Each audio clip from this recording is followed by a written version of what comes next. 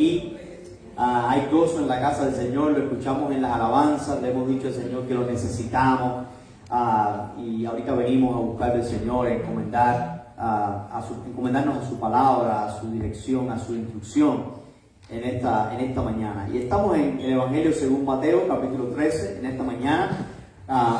Hoy vamos a estar viendo la última parábola de estas 7 parábolas del Señor Jesucristo. Las parábolas son enseñanzas sobre el reino de Dios, son metáforas, comparaciones que el Señor nos dio sobre el reino de Dios. En Mateo capítulo 13, el Señor comenzó enseñando sobre las diferentes actitudes de las personas ante la palabra, diferentes actitudes ante la palabra, ¿verdad? Hay personas que reciben la palabra, pero viene el enemigo y se la roba, les roba la palabra. Hay personas que reciben la palabra con mucho gozo y se gozan de que conocieron a Cristo y ahora sí estoy bien y gloria a Dios. Pero de pronto viene un problema, viene una prueba y como no había raíz, como la palabra no echó raíz en su vida, esa persona se seca. Y hay algunos que creen la palabra, pero junto con la palabra crecen espinos, crecen otras cosas que ahogan la palabra, el afán de este mundo, el amor por la riqueza, las pasiones y otras cosas, y hacen que la palabra no dé fruto, ¿verdad? La actitud del ser humano ante el reino de Dios. Después el Señor nos enseñó, a través de la parábola del trigo y la cizaña, que el reino de Dios no es un evento futuro en el cual el Mesías va a venir y se va a sentar sobre el trono y va a comenzar a reinar. El reino de Dios no comienza ahí, ya el reino de Dios está entre ellos, el reino de Dios está aquí, ¿verdad? Y a través de la parábola del trigo y la cizaña, el Señor nos enseñó que mientras el reino de Dios crece entre los hombres, van a coexistir el bien y el mal, el fruto del bien y el fruto del mal, el pecado y la injusticia, hasta que entonces el Mesías venga a consumar su reino. A través entonces de las parábolas de la semilla de mostaza y de la levadura, el Señor nos enseñó del crecimiento del reino. El reino crece de una manera visible como un arbusto de mostaza. Una semilla que se siembra pequeñita, pero que crece y se hace grande, y las aves del cielo vienen y hacen nido en ella. El reino de Dios también crece de una manera invisible, como la levadura dentro de la masa del pan. Tú no ves cómo está trabajando, pero está creciendo, haciendo el pan crecer. El reino de los cielos crece entre nosotros de esa manera. Nuestras vidas crecen espiritualmente sin que nosotros nos demos cuenta. ¿Cómo está sucediendo?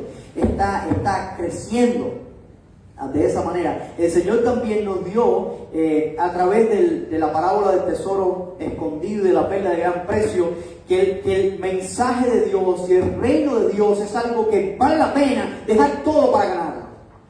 Vale la pena aún perderlo todo con tal de ganar el reino de Dios, la entrada en el reino de Dios. Y hoy vamos a Mateo 13, verso 47 al 50. Mateo 13, 47 al 50. Asimismo, el reino de los cielos es semejante a una red que echada en el mar recoge de toda clase de peces. Y una vez llena, la sacan a la orilla y sentados recogen lo bueno en cestas y lo malo echan fuera. Así será el fin del siglo. Saldrán los ángeles y apartarán a los malos de entre los justos y los echarán en el horno de fuego. Allí será el lloro y el crujir de dientes. ¿Qué está enseñando esta parábola? Lo primero que está enseñando esta parábola sobre el reino de Dios es que el mundo entero está bajo la gran red de Dios. Verso 47 dice que el reino de los cielos es semejante a una red que echada en el mar recoge de toda clase de peces. Dios y su reino. Dios tiene control en su reino sobre todas las cosas, sobre todos los seres humanos. En los tiempos de Jesús habían diferentes formas de pescar. Y había por lo menos 3 tipos diferentes de redes con las que la gente pescaba. Había una red que era redonda y que no era muy grande, no era tan grande. Se podía lanzar desde un bote o también desde la orilla. Se hacía pum, se tiraba la red y aquella red tenía unos plomos en las puntas redondas y pum, caía y después la lavaban y los peces que salían pues ya eran capturados. Había otra forma que era una red, que se ponían varias redes juntas y se tiraban, y entonces cuando se levantaban esas redes, los peces quedaban atrapados entre las capas de red. Pero la red de la que está hablando aquí, la palabra griega, sageine, es una palabra que es una red muy larga, muy grande. Y esa red se extendía por medio de varios botes. Los pescadores todos se unían, ¿verdad? O muchos se unían, y entre los botes iban alando esa red y la iban tirando, iban cubriendo una extensión muy grande del mar de Galilea, del lago. Y entonces después ellos iban mirando esa red y iban arrastrando. Por eso si usted lee la Biblia en inglés, ve que la palabra es dragnet, es una red de arrastre, así se llama. Y va arrastrando hasta la orilla esa red, y ahí viene de todo, ¿verdad? Ahí cae todo tipo de organismos vivos. De eso es lo que está. En el día de hoy, también hay muchos peces que se pescan, para la redundancia, de esa manera, ¿verdad? El salmón se pesca de esa manera comercialmente, con esa técnica de pesca, hasta en el día de hoy. Entre los galileos era muy conocido esto, ¿verdad? Me imagino que sería la gran fiesta, ¿no? Sería el día de la gran fiesta, el día de la pesca grande, el día de la buena, ¿no? Amén. La que más se cosecharía, el verdadero día, sería ese. Ellos entendieron bien, ¿sabes? En el verso 51 dice, Jesús les dijo, ¿habéis entendido todas estas cosas? ¿Qué respondieron ellos? Sí, Señor. Ellos sabían, los discípulos del Señor, algunos eran pescadores, y los que no eran pescadores eran de ahí, de esa región de Galilea. Entonces ellos entendían bien este método de pesca y cómo funcionaba todo esto. Pero ¿qué nos enseña esto? Las redes están echadas. El reino de los cielos está aquí. Dice el reino de los cielos, dice el Señor, que ya está aquí. Dice el reino de los cielos es como una red. La red ya está aquí. Las redes ya están echadas en este mundo. Este mundo está bajo las redes de Dios. Amén. Lo que falta es que el Señor abra las cuerdas de las redes y lleve a la orilla a los peces y empiece a separar a uno de los otros. Y eso va a suceder en la consumación del siglo, como dice su palabra. Todos estamos nadando sobre la red y muchos aún no se han dado cuenta. El 100% de nosotros vamos a ser sacados del agua de este mundo más tarde o más temprano. Pero viene un gran día en que el Señor vendrá y buscará la tierra con justicia. Bajo el área de la red, algunos peces nadan como si todo fuera normal. Bajo la red está echada, pero tú ves, algunos peces están nadando, jugando, cada uno en su mundo, como si no pasara nada. Hasta que sienten que la red empieza a alarles y empieza a alarles de una manera que ellos no pueden impedir hasta la orilla. Otros tal vez nadan desesperados de un lugar a otro buscando una salida, pero no saben que en un abrir y cerrar de ojos las cuerdas van a ser aladas y cada uno terminará en el lugar que el pescador determine. En Mateo capítulo 24, y esto es un pasaje que vamos a usar durante todo el mensaje. Mateo capítulo 24. Vamos a ir al verso 37 al 39. Mira que nos dice el Señor sobre su segunda venida. Mateo capítulo 24, verso 37 al 39. Mas como en los días de Noé, así será la venida del Hijo del Hombre. Porque en los días de Noé, antes del diluvio, estaban comiendo y bebiendo, casándose y dándose en casamiento, hasta el día en que Noé entró en el arca. Y no entendieron hasta que vino el diluvio y se lo llevó a todos. Así será también la venida del Hijo del Hombre. Y así anda el mundo, ¿verdad? La gente anda de esa misma manera, construyendo sus rascacielos, ¿verdad? Gastando en placeres y deleites, perdiendo el tiempo en cosas que no son tan importantes. Así anda el mundo, ignorando que la red ya está tirada y que en cualquier momento el Señor va a la red, su Hijo va a venir y serán separados los justos de los injustos. En 1 Corintios capítulo 15, 1 Corintios capítulo 15, verso 52. Dice que en un momento, en un abrir y cerrar de ojos, a la final trompeta, porque se tocará la trompeta y los muertos serán resucitados incorruptibles y nosotros seremos transformados. Eso sucederá en un abrir y cerrar de ojos, sin un previo aviso. El Señor viene, el siglo va a ser consumado, ¿verdad? Pero esta parábola también nos enseña que todos seremos recogidos en un preciso momento. Dice el verso 48, Mateo 13, 48. Y una vez llena, pero ¿quién sabe que la red está llena? Dios sabe que la red está llena, ¿verdad? Los pescadores cuando están pescando saben que la red está llena, ¿verdad? Pero Dios sabe que la red está llena.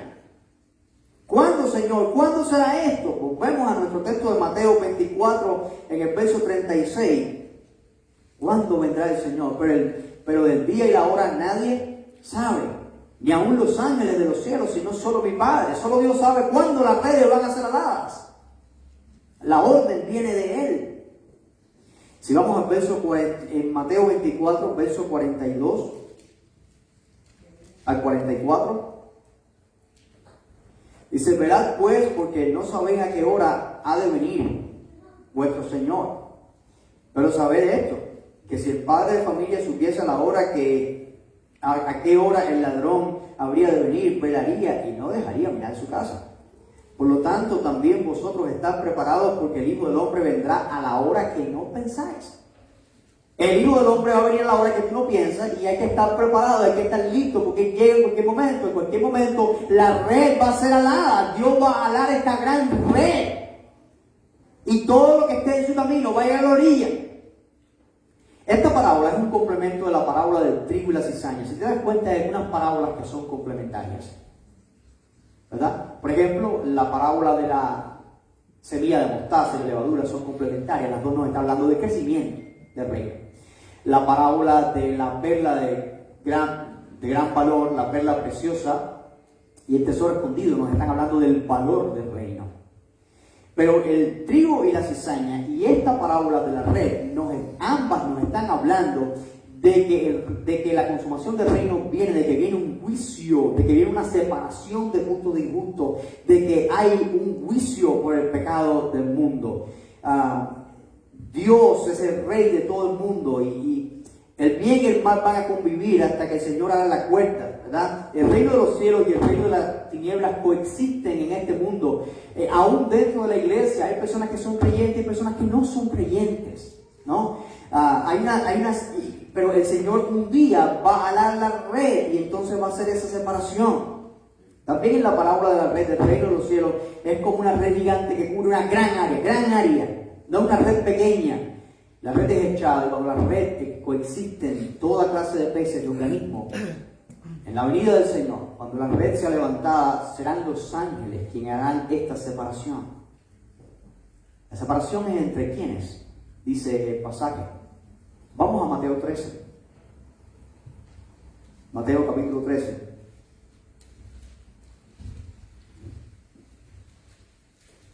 Verso 49. Así será al fin del siglo. Saldrán los ángeles y apartarán a los malos de entre los justos y los echarán en el horno de fuego. Ahí será el lloro y crujir de dientes. Apartarán a los malos de los justos. A los malos de los justos. Porque yo tengo que saber qué cosa es uno de lo otro. ¿Cuál es la diferencia entre uno y otro? ¿Qué significa malo y qué significa justo? ¿No? Porque si van a apartar los justos son los que se van a salvar, ¿no? Si van a apartar los justos, ¿quién es justo? ¿Quién es justo? Lo que nos está enseñando esta parábola es que quien no es hallado justo va a ser destruido eternamente. Mira, esta misma palabra que solamente existe aquí en el Nuevo Testamento para referirse a esta gran red, cuando la Biblia... Cuando el Antiguo Testamento fue traducido al griego hace muchísimos años, se usó esta misma palabra, esta red de arrastre, para hablar de lo que los babilonios iban a hacer a Judá. Si vamos a Habacuc capítulo 1, verso 15, dice: sacará a todos con anzuelo, los recogerá con su red, y los juntará en sus mallas, por lo cual se alegrará y se regocijará. Los babilonios venían como una red, venían arrastrando naciones, arrastrando pueblos, y todas esas personas, la mayoría de las personas que arrastraban se las llevaban cautivas a Babilonia, ¿verdad? Era como el propio pasaje, si usted lo lee, habla de un huracán, es como un huracán que viene arrasándolo todo, así venían los babilonios. Está hablando de juicio en Habacuc. Habacuc se pregunta, Señor, ¿hasta cuándo va a haber maldad? ¿Hasta cuándo va a haber injusticia? ¿Cuándo tú vas a hacer justicia? ¿Por qué tú permites que yo mire tanta injusticia en el mundo?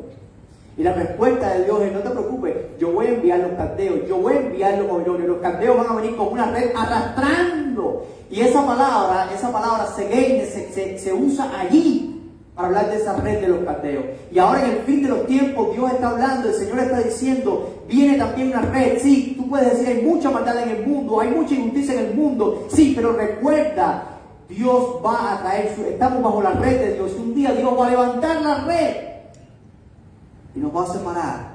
Ahí va a ser la separación. Va a ser la separación entre justos e injustos. Entonces esto es una declaración de juicio por culpa de la injusticia de las naciones. De la misma manera, la parábola de la red, igual que el pasaje que nosotros leíamos de Habacuc, enseña la realidad del juicio futuro en el final de los tiempos. Para muchos de los que oían a Jesús, el reino de los cielos consistía en elementos materiales o elementos externos. Ellos pensaban que entrar en el reino de Dios significaba, ¿qué significaba? Ser descendiente de las 12 tribus de Israel. Pensaban que quien entraba en el reino de los cielos eran aquellos que guardaban la ley, no solamente la ley ceremonial, sino cientos de tradiciones de hombres. Pero el Señor les enseñó que no.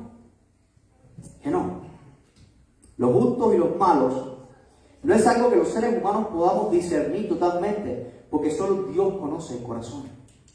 Y la realidad es que hay personas que parecen ser justas, pero en realidad sus corazones no han cambiado. En realidad siguen practicando el mal. Se requerirá el trabajo de los ángeles de Dios, y son ellos los que separarán los unos a los otros del día del Señor. En Mateo 21:31, el Señor dice, le dijo a estos líderes judíos que pensaban que ellos sí eran parte del reino y que ellos estaban bien con Dios. Mateo 21:31 dice, ¿cuál de los dos hizo la voluntad del Padre? Dijeron ellos, el primero. Jesús dijo, de cierto os digo que los publicanos y las rameras van delante de vosotros al reino de Dios.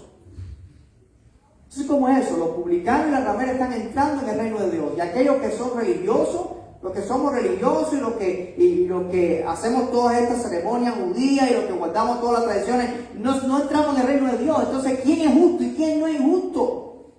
A vista de Dios y sus ángeles. A vista de Dios, a vista del Señor, ¿quién es justo y quién es impío? ¿Quién será salvo cuando la red sea dada? Para entender qué significa justo o malo, debemos partir de hechos incuestionables. Lo primero que debemos ver es que justo no hay ni uno. Amén. Perdona que te diga esto y que sea tan directo contigo, pero tú no eres justo, ni yo tampoco. Amén. Justo no hay ni uno. ¿Ustedes escuchan un sonido? ¿Escuchan un sonido? Sí, hermano, si puede encontrar un sonido ahí porque está sonando ahí. Gracias. En Marcos capítulo 10, verso 18. Marcos 10, 18. Marcos 10, 18. Jesús le dijo, ¿por qué me llamas bueno? Ninguno hay bueno sino solo uno, Dios. Dios es el único bueno. Y si Dios es el único bueno y todos nosotros no somos justos, entonces nosotros nos vamos a hacer salvados cuando el Señor haga la red. Piensen esto. En Romanos capítulo 3. Romanos capítulo 3. Verso 10. Dice, como está escrito, no hay justo ni aún uno. En el verso 23 dice, de Romanos 3:23, por cuanto todos pecaron y están destituidos de la gloria de Dios. Todos hemos pecado y estamos destituidos de la gloria de Dios. Eso es un hecho indiscutible. Todos nos hemos descarriado. Pero la realidad es que aunque todos nos hemos descarriado, Cristo murió por todos en la cruz para que todos aquellos que creen en Él sean salvos. Dice Juan 3:16, porque de tal manera amó Dios a los bautizados, porque de tal manera amó Dios al mundo, a los musulmanes, a los hindú, a los cristianos, a los chinos, a los franceses, a los africanos, a los mexicanos, a los japoneses, a los cubanos. De tal manera amó Dios al mundo que ha dado a su Hijo unigénito para que todo aquel del mundo, todo aquel que en Él cree, no se pierda, mas tenga vida eterna. Eso es un hecho. Los que creen en Jesús son justificados de sus pecados. Cristo vino para pagar por nuestros pecados. Cristo vino para justificar injustos. Cristo vino para salvar pecadores, para limpiar a aquellos que estaban embarrados por el pecado. Isaías 53. Mira este anuncio sobre el sacrificio de Cristo en la cruz. 750 años antes de que Cristo muriera, aproximadamente. Dice Isaías 53, podemos leer desde el verso 5 al 6. Dice, mas Él herido fue por nuestras rebeliones, molido por nuestros pecados, el castigo de nuestra paz fue sobre Él, y por su llaga fuimos nosotros curados. Todos nosotros nos descarriamos como ovejas, cada cual se apartó por su camino, mas Jehová cargó en Él el pecado de todos nosotros. Juntos no hay ninguno, ni uno solo. Cada cual se apartó por su camino. Pero el Señor cargó en Jesús, en el siervo sufriente, el pecado de todos nosotros. Eso es la justificación. Los que creen en Jesús son justificados de sus pecados. Amén. Pero de todos los pecados. Los peores pecados también. Los más malos y más abominables pecados también. Primera de Corintios capítulo 6, versos 9 al 11. ¿No sabéis que los injustos no heredarán el reino de Dios? No es rey, no se confundan. Ni los fornicarios, ni los idólatras, ni los adúlteros, ni los afeminados, ni los que se echan con varones, esos homosexuales, ni los ladrones, ni los avaros, ni los borrachos, ni los maldicientes, ni los estafadores heredarán el reino de Dios. Y esto erais algunos, mas ya habéis sido lavados, ya habéis sido santificados, ya habéis sido justificados en el nombre de nuestro Señor y por el Espíritu de nuestro Dios. Esto erais, esta lista de cosas horribles, ¿verdad? Esto era algunos de vosotros, pero el Señor les ha limpiado, les ha justificado, les ha purificado de sus pecados. Romanos capítulo 3, estuvimos ahí hace un momento. Estuvimos en el verso 23 donde dice que todos pecaron y están destituidos de la gloria de Dios. Pero el 24 muchas veces no se lee. Siendo justificados gratuitamente por su gracia, mediante la redención que es en Cristo Jesús. Mira el verso 28. Concluimos pues que el hombre es justificado por la fe sin las obras de la ley. Mira el verso 30. Porque Dios es uno y Él justificará por la fe a los de la circuncisión y por medio de la fe a los de la incircuncisión. Es decir, Dios va a justificar a judíos y a no judíos por medio de la fe. Mira el 4.25, Romanos 4.25. El cual fue entregado, hablando del Señor Jesucristo, por nuestras transgresiones y resucitado para nuestra justificación. Mira Romanos capítulo 5, versículo 1. Justificados pues por la fe tenemos paz para con Dios por medio de nuestro Señor Jesucristo. Esta parábola, al igual que el trigo y la cizaña, no enseña un determinismo fatalista. ¿A qué me refiero? ¿Recuerdan cuando hablábamos del trigo y la cizaña? Sabemos que en el mundo natural, no puedo convertir una planta de cizaña en una planta de trigo y viceversa. No puedo lograr eso. yo no puedo modificar la información genética de una planta de cizaña y convertirla en una planta de trigo. No podemos hacer eso. Desde el punto de vista natural, yo no puedo convertir un pez en un cangrejo. No puedo hacer eso. Pero desde el punto de vista espiritual, Dios puede transformar a una persona en su naturaleza, en su ADN espiritual. Dios puede transformar. Recuerda cuando los discípulos dijeron, Señor, vamos a arrancar la cizaña. Arrancamos la cizaña. El Señor dijo, no arranquen la cizaña. Déjenlo crecer juntos hasta el fin. Porque era importante que crezcan juntos hasta el fin, porque el Señor sabe que todos los que estamos aquí fuimos cizaña un día. Amén. Y el Señor nos transformó por medio de su Espíritu Santo y nos convirtió en trigo. Si obedeces los mandamientos del Señor y das fruto, eres trigo. De la misma manera, el Señor puede convertir peces de un tipo a otro. Los peces malos e inútiles, el Señor los convierte en buenos peces. Desde el punto de vista material eso no se puede hacer, pero desde el punto de vista espiritual Dios sí lo hace. Esto no está enseñando un determinismo fatalista de que Dios ha hecho a unos trigo y a otros cizaña. No es esto lo que está enseñando de ninguna manera. Entonces los que rechazan a Jesús están bajo la ira de Dios, porque si todos los seres humanos somos injustos, nadie puede hacerla en el cielo. Nadie puede ser salvo si todos somos injustos. Pero como Cristo murió por nosotros, aquel que cree en el Señor Jesucristo, solamente por la fe en Jesucristo podemos ser salvos. Los que rechazan a Jesús están entonces bajo la ira de Dios. Y eso lo dijo el propio Señor Jesucristo. ¿Tú crees que Jesús dijo la verdad? Amén. Amén. Jesús dijo la verdad. ¿Están cansados? Amén, también. ¿Verdad? Jesús dijo la verdad. Juan 3:36. Juan 3:36.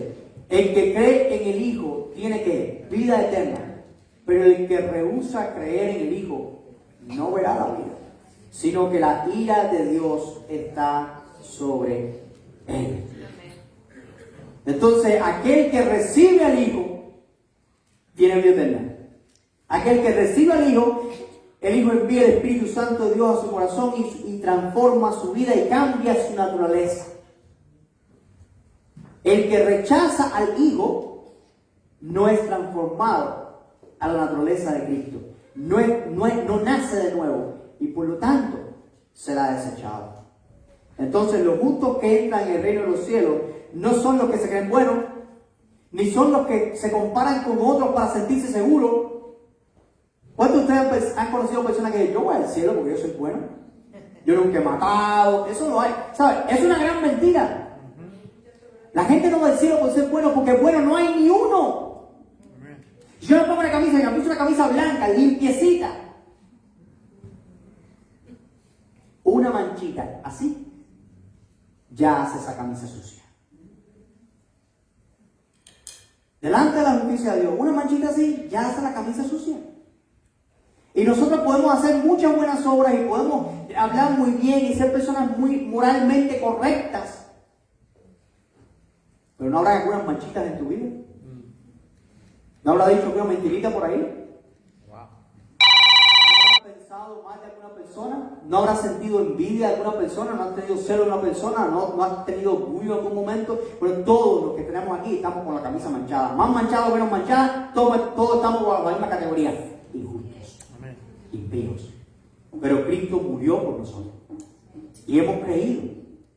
Y es por eso que el Señor está diciendo, le digo a los fariseos, ¿saben qué? Los publicanos, la gente peor, y las prostitutas, la gente de peor reputación, entran al reino primero que ustedes. Amén. Ellos van al reino, ustedes no. No está diciendo, no está justificando el pecado. Está pensando en personas como Zaqueo, siendo un publicano y siendo una persona de tan mala fama y tan abominable para las personas y para su pueblo. Por ser un publicano, un vendido, un cobrador de impuestos, un extorsionador, se arrepintió, recibió al Señor en su corazón y vio lo que había robado 4 veces. Hubo un cambio en la vida. Él no fue más aquel pecador. Cuando hablamos de prostituta pensamos en aquella mujer que el Señor perdonó muchos pecados y fue y enjugó los pies del Señor con su cabello y el Señor dijo que le había perdonado. La mujer era prostituta, pero el Señor le perdonó y cambió su vida. Pensamos en personas que fueron en su sociedad discriminadas y vistas muy mal, como María Magdalena. ¿Qué se pensaría de esta mujer que tenía 7 demonios dentro? ¿Te imaginas? Pero el Señor le liberó y transformó su vida. Si Cristo es amigo de pecadores, Cristo quiere salvar a los pecadores. Pero son salvos aquellos que se arrepienten de sus pecados y creen en Él y son transformados. Los que no son transformados no son salvos. Bueno, pastor, ¿qué tal aquellos que no se arrepienten? Pero aunque, ¿qué tal aquellos que son tan religiosos y que hacen buenas obras? ¿Qué tal aquellas personas que son amables y que son hasta nuestros amigos? ¿Qué tal personas que son más consagradas que nosotros mismos? ¿Qué tal aquellos que oran más que nosotros? ¿Qué tal los musulmanes consagrados que oran 5 veces al día y se meten un mes entero de ayuno? Y no se comen ni una costilla de puerco. ¿Qué tal de ellos que hacen un sacrificio tan grande para ser salvos? Y no han probado nunca el alcohol en su vida. ¿Qué tal de esas personas? Vamos a 1 de Juan, capítulo 5, versos 18 a 20. 1 de Juan, capítulo 5, versos 18 a 20. Sabemos, dice el apóstol Juan, sabemos que todo aquel que ha nacido de Dios no practica el pecado. Pues aquel que fue engendrado por Dios le guarda y el maligno no le toca. Sabemos que somos de Dios y el mundo entero está bajo el maligno. Pero sabemos que el Hijo de Dios ha venido y nos ha dado entendimiento para conocer al que es verdadero. Y estamos en el verdadero, en su Hijo Jesucristo. Este es el verdadero Dios y la vida eterna. ¿Qué está diciendo aquí? Está dando 2 categorías el apóstol Juan. ¿Cuáles son las 2 categorías que da el apóstol Juan? Los que son nacidos de Dios y el resto del mundo que está bajo el maligno. O tú eres un hijo de Dios o tú estás bajo el resto del mundo. Y el resto del mundo está bajo el maligno. La pregunta no es si la persona es moralmente buena. La pregunta no es si la persona es responsable o trabajadora. Y todas esas cosas son buenas. Y todas esas cosas Dios las produce cuando tú le conoces. La pregunta es: ¿cuál es tu actitud? Tu actitud para con Jesús. ¿Cuál es tu actitud para con la palabra del Evangelio? ¿Recibes a Jesús en tu vida? ¿Es Jesús el Rey, el Señor de tu vida? ¿De verdad es el Señor? ¿Sabe qué dice el Señor Jesucristo? Vosotros sois mis amigos si hacéis lo que yo os mando. De todos los billones de personas que existen en el mundo, en todos estos siglos que han pasado, 2000 años, desde que el mensaje del Evangelio fue predicado, desde que el Señor murió por nosotros. Lo que determina la eternidad de una persona no es el color de sus ojos ni el color de su piel. No es la cultura de la que provenga ni el idioma que habla. No es el conocimiento que tenga de filosofía o de matemática o de cualquier otra cosa. No es cuán moralmente bueno sea la persona o cuánta reputación tenga en una sociedad donde viva. Lo que salva eternamente es la fe en el Hijo de Dios que vino a rescatar lo que se había perdido. Amén. Lo único que salva es la fe en el Hijo de Dios. Y la fe en el Hijo de Dios no es una fe muerta. No es que yo digo, yo tengo fe. ¿Por qué tienes fe? Porque un día acepté a Cristo, yo soy salvo. Porque un día yo repetí esta oración y me dijeron que era salvo. Pero vete para tu casa y ya no eres salvo. Felicidad. Eso no es la salvación. El apóstol Santiago nos dice que la fe es una fe viva, no una fe muerta. Es una fe que produce obras, que produce frutos, que produce una transformación, como Zaqueo fue transformado de un cobrador de impuestos extorsionista a una persona dadivosa que compartió y repartió a las personas que había hecho daño. La fe lleva a una transformación en la vida. Entonces, ¿cómo yo sé si yo soy salvo? Cuando leemos Primera de Juan, te invito a que leas en casa Primero de Juan. Estoy seguro que si leo Primera de Juan completo aquí, te vas a enojar conmigo y más nunca vas a regresar a la iglesia. Pero en tu casa lo puedes leer. Y ahí te vas a dar cuenta de todas las características de un hijo de Dios. Un hijo de Dios ama a sus hermanos. Un hijo de Dios no practica el pecado. Un hijo de Dios vence al maligno. Un hijo de Dios no se deja confundir por la herejía. Un hijo de Dios guarda su fe. Un hijo de Dios hace bien quieto. Esos, los que han creído en el Señor Jesucristo. Dice Juan 1:12. Mas a todos los que recibieron, a los que creen en su nombre, les dio la potestad o el derecho de ser hechos hijos de Dios. Esos son los que serán guardados. Ese es el grano que será guardado en el granero. Es por eso que recuerda cuando te hablaba de la manchita en la camisa. Cristo murió no solamente por los pecados hasta el momento en que nosotros creímos en Él. Cristo no solamente murió por los pecados hasta el domingo. Voy a la iglesia o me confieso, pero cuando termino de confesarme, si cometo un pecado, no voy a ser perdonado hasta que regrese y vuelva a confesarme. No. Cristo murió por todos nuestros pecados. Cristo murió por la manchita pequeña en la camisa y por la mancha grande también. Amén. Cristo murió por todos nuestros pecados. Colosenses 2:13. Y a vosotros, estando muertos en pecado y en la incircuncisión de vuestra carne, os dio vida juntamente con Él, perdonando todos los pecados. Nos dio vida espiritual, juntamente con Él, porque Él es la fuente de la vida. Y entonces nos perdonó todos los pecados. Entonces una persona que le ha sido perdonado todos sus pecados es justa. ¿Cuántos de ustedes han fallado de una manera u otra esta semana? Amén. El hermano Ezequiel falló, la hermana Mariana y yo. Somos 3. Hay 3, mi hermana también, la otra también. 4. Mira, ahora está más mala. Yo sabía que iba a ser más. ¿Sabes? Si somos sinceros, todos hemos fallado de una manera u otra. Amén. No somos justos por nuestras obras. Somos justos porque Cristo murió por nuestros pecados. Él es el justo y Él es el santo. Amén. ¿Sabe cómo la Biblia nos llama a aquellos que hemos creído en el Señor Jesucristo? Justos y santos.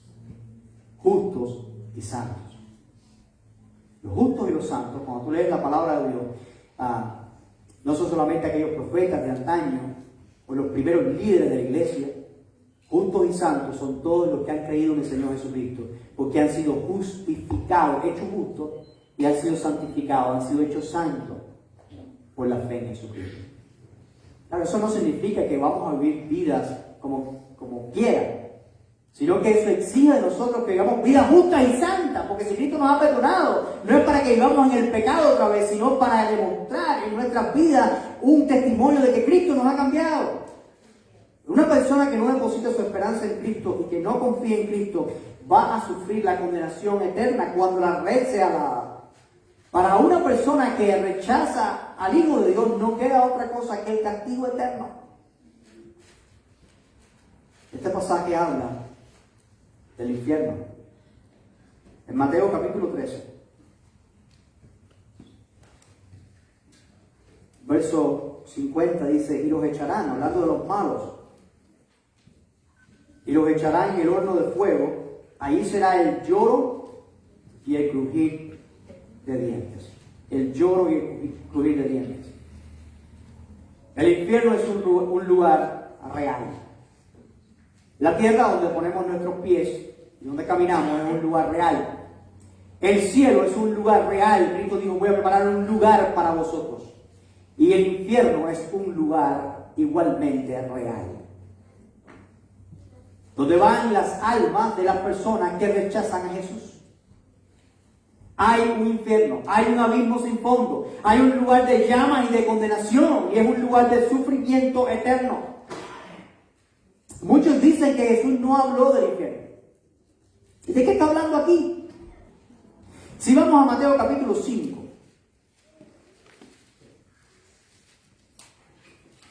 Mateo capítulo 5. Verso 22.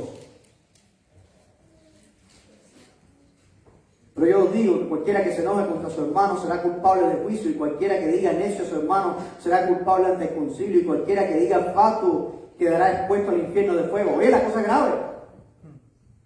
Ya tú sabes que no se va al infierno solamente por hacer cosas muy graves, pero solamente por decir estúpido a tu hermano, ya te estás exponiendo al infierno de fuego. El infierno es una cosa real. Más nos vale vivir a la luz de Jesús. En el verso 29, Mateo 5, 29. Por tanto, si tu ojo derecho te es ocasión de caer, sácalo y échalo de ti. Pues mejor es que se pierda uno de tus miembros, que no todo tu cuerpo sea echado al infierno. Y si esto lo está diciendo el Señor Jesús. Y si tu mano derecha te es ocasión de caer, córtala y échala de ti. Pues mejor te es que se pierda uno de tus miembros, que no todo tu cuerpo sea echado en el infierno. El Señor no está diciendo esto de manera literal. Porque una persona que tiene problemas con su ojito, que está mirando lo que no tiene que ver, si se saca el derecho no ve con el izquierdo. Y el que tiene problemas con su manito y agarra lo que no tiene que agarrar, si se corta la derecha no lo hace con la izquierda. El Señor no está hablando algo literal, lo que está enseñando es que cualquier cosa que tengamos que hacer está yendo bien dramático. Está siendo dramático, está siendo extremista, está yendo de extremo. ¿Sabes por qué? Porque Él sabe que el pecado es grave y no se expone al infierno. El infierno es real. Mateo capítulo 10, verso 28.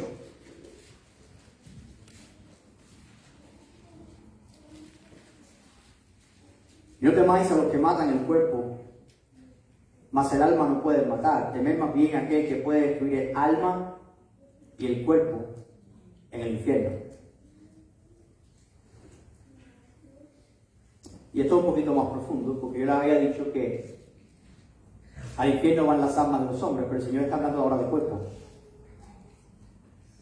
Viene tiempo en el cual aquellos que están en el infierno van a ser resucitados para condenación y serán lanzados en el lago de fuego que arde para siempre, también llamado infierno.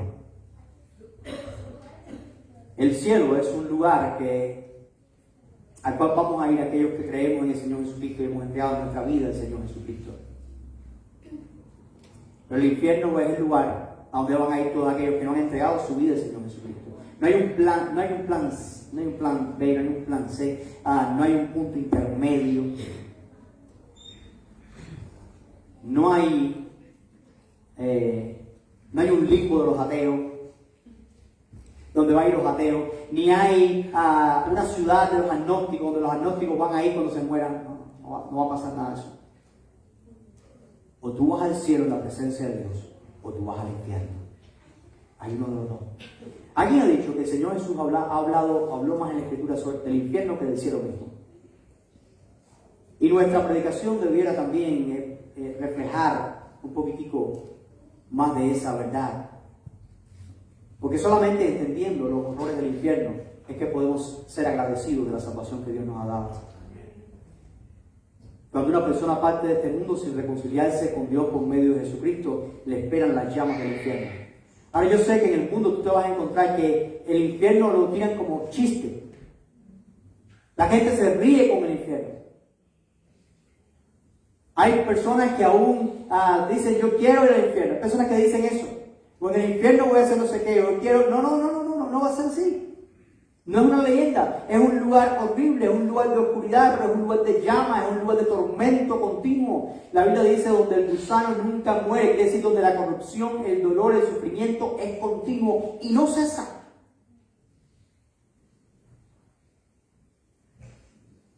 Pastor, eso está horrible. Sí lo está. Está tan horrible que es para que todos los que estemos aquí estuviéramos hablando con todos los que no conocen de Cristo y diciéndole que hay un infierno y que en cualquier momento la red es alada. Y todo aquel que no se arrepienta y entregue su vida al Señor Jesucristo terminará en ese lugar horrible. Nos toca a nosotros compartir esa verdad. El llamado de arrepentimiento es para todas las personas, en todo lugar. En Hechos capítulo 17, versos 30 al 31. Hechos 17, 30. Dice, pero Dios, habiendo pasado por alto los tiempos de esta ignorancia, manda ahora a todos los hombres en todo lugar que se arrepientan. Por cuanto ha establecido un día en el cual juzgará el mundo con justicia por aquel varón a quien designó, dando fe a todos de haberle levantado de los muertos. Está hablando de Cristo, ¿no? El Señor ha pasado por alto los tiempos de esta ignorancia. Ya es hora de que la gente sepa la realidad. Es hora de que la gente sepa la verdad. Y ahora el Señor está mandando a todos los hombres en todo lugar que ¿qué? Se arrepientan. ¿Por qué tienen que arrepentirse pronto? ¿Por qué? Porque el Señor ha establecido un día en el cual jugará el mundo. Porque hay un día en el cual las redes van a ser aladas. Va a haber un día en que ya cuando la red sea alada y cuando se llegue a la orilla, ya no hay remedio. Pues tú digas, bueno, tal vez falta para que se acabe el mundo. Pero ¿cuántos creen aquí que... No levanten la mano, por favor. Pero ¿cuántos creen aquí que el Señor Jesús no vendrá hoy?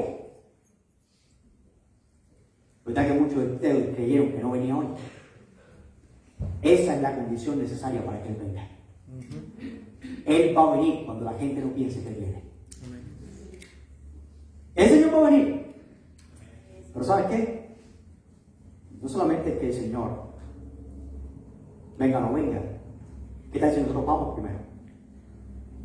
¿Estamos listos para partir de este mundo? ¿Estamos listos para llegar a la orilla de nuestra vida? ¿Para salir de este mundo? Si no hemos conocido al Señor Jesucristo, no estamos listos. La palabra de Dios es muy clara, es decir, que el día de salvación es hoy. No es mañana, no es pasado, no es cuando tenga más tiempo. El día para ser salvo es hoy, es el día de salvación. Y esto es un llamado a nosotros como cristianos. ¿Cuántos se consideran siervos de Dios? Mira, una pila aquí, qué bueno. Vamos a Mateo 24. Mateo 24, verso 45 al 51. Entonces les abrió el entendimiento para que comprendiesen las escrituras y le dijo, Mateo 24, 45. Por tanto, también vosotros estad, ¿qué? Preparados, porque el Hijo del Hombre vendrá a la hora que no pensáis. ¿Quién es, pues, el siervo fiel y prudente, al cual puso su Señor sobre su casa, para que les dé el alimento a su tiempo? Bienaventurado aquel siervo, al cual cuando su Señor venga, le halle haciendo así. De cierto os digo que sobre todos los bienes le pondrá. Pero si aquel siervo malo dijere en su corazón, mi Señor tarda en venir, y comenzare a golpear a sus consiervos y a comer y a beber con los borrachos, vendrá el Señor de aquel siervo el día que éste no espera y a la hora que no sabe, y lo castigará duramente, y pondrá su parte con los hipócritas. Allí será el lloro y el crujir de dientes. ¿Te acuerdas de esa frase? El lloro y el crujir de dientes se refiere al infierno.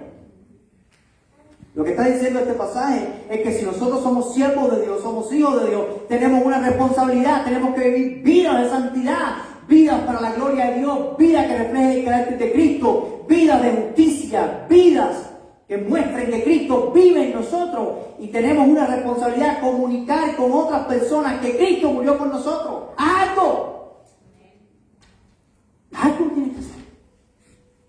Ora, invita, ayuna, predica, no sé, pero algo tienes que hacer. Algo tienes que hacer, porque el Señor está a las puertas y lo dice claramente. Pero ¿qué tal si ese siervo dice, nada, el Señor se va a tardar? ¿Y sabe que hay mucha gente así? La ciudad está llena de personas que conocen, que saben que Jesucristo es el Señor. ¿Me lo has encontrado por ahí? Y tú no te congregas. No, ya hace años tuve un problemita en la iglesia y me fui. ¿Y cómo está tu vida espiritual? Ni me pregunte, pastor. Hay muchos que están tomando la cerveza, pidiéndole a Dios que no venga en ese momento. Muchos que tal vez se están acostando con alguien pidiéndole a Dios que el Señor no venga en ese momento. Y muchos pensando con la mentira, creyendo la mentira de que hay tiempo. Cuando hoy es el tiempo de buscarle. Amén.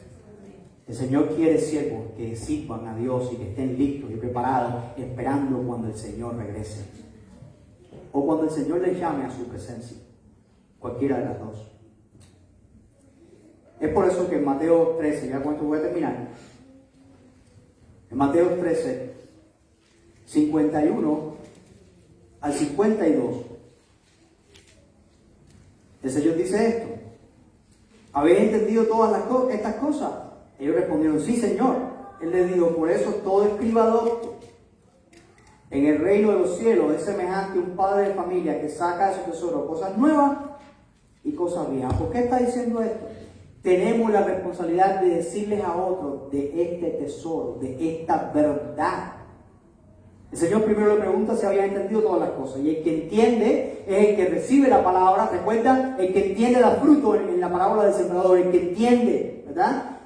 El que entiende da fruto. Ustedes entienden y dijeron: sí, entendemos. El Señor le dijo: un escriba docto. ¿Qué es un escriba docto? Eran los maestros de la ley. El que entendiera el Evangelio tenía las promesas del Antiguo Testamento y la verdad del reino del Nuevo Testamento. Tenemos toda la palabra de Dios, tenemos la revelación completa. Nosotros tenemos un tesoro viejo en el Antiguo Testamento y tenemos un tesoro nuevo. Hay cosas en este tesoro de la verdad de Dios, tenemos cosas viejas que podemos sacar. Mira, todas esas profecías sobre el Señor Jesucristo, sobre su reino milenial, todas esas cosas que están en el Antiguo Testamento, todas las tenemos, todas esas promesas de Cristo son nuestras, todas las tenemos. Pero tenemos también esta verdad de que podemos entrar en el reino por medio de la fe en Jesucristo.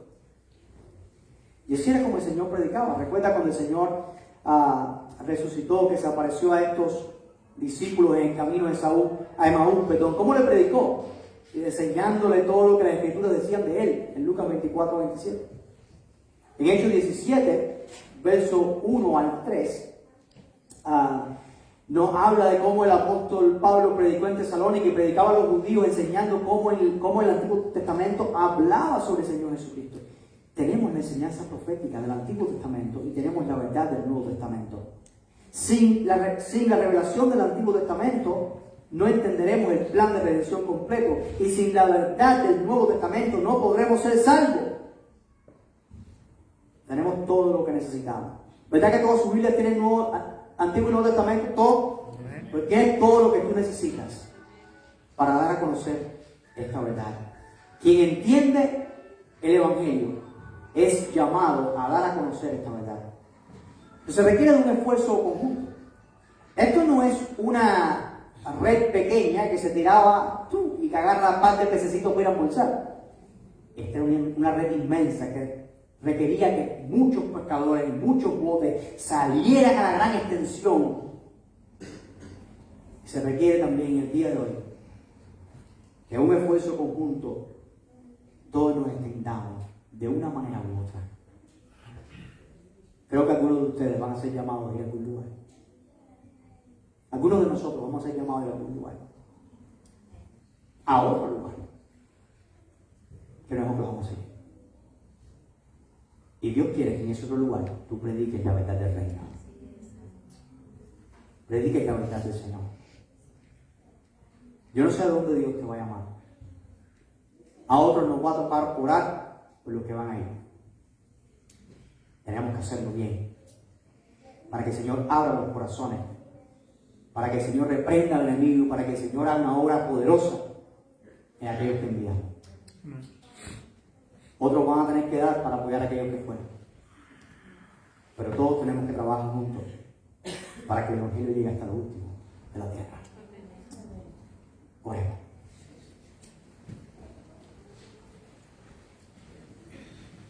Quiero darte la oportunidad en esta mañana de decir,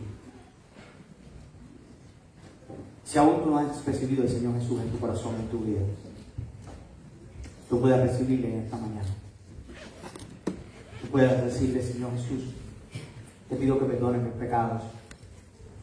Yo reconozco que soy pecador, reconozco que soy injusto delante de ti.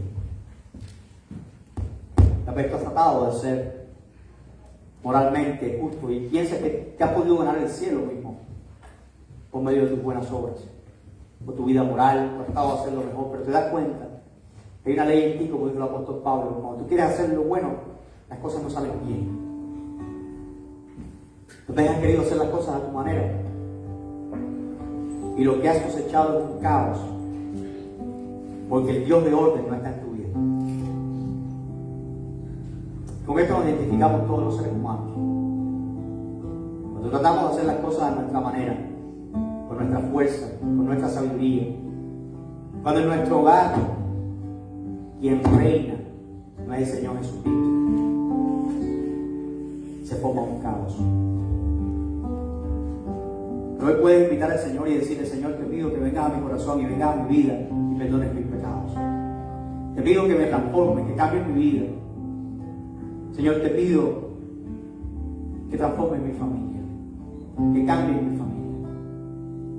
El Señor sabe las batallas por las que tú pasas. El Señor sabe, Él sabe cuáles son las manchas. Mira, tal vez las tienes escondidas, tal vez te miramos tu camisa y tú no vemos nada. Estás perfecto, pero ante los ojos de Dios, Dios sabe debajo de la manga, en tal punto, ahí está tu mancha, ahí está tu debilidad. Tal vez hay cosas que están en tu mente, deseos que tú tienes, cosas que tú has hecho, que nadie aquí sabe, ni nunca va a saber, ni queremos saber.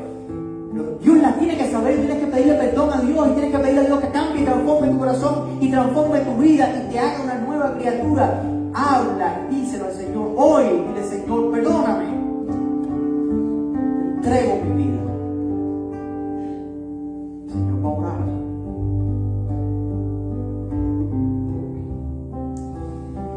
Padre que estás en los cielos, te doy gracias en este día.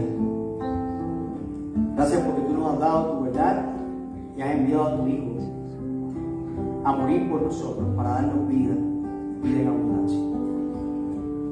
Señor, nosotros no merecemos tu favor y tu gracia, pero sí creemos que tu Hijo murió por nosotros y sí creemos que se levantó de los muertos y sí creemos que tú estás con nosotros y sí creemos que tu Hijo puede perdonar y tú puedes perdonarnos por medio del sacrificio de tu Hijo. Lo creemos, lo declaramos en este día.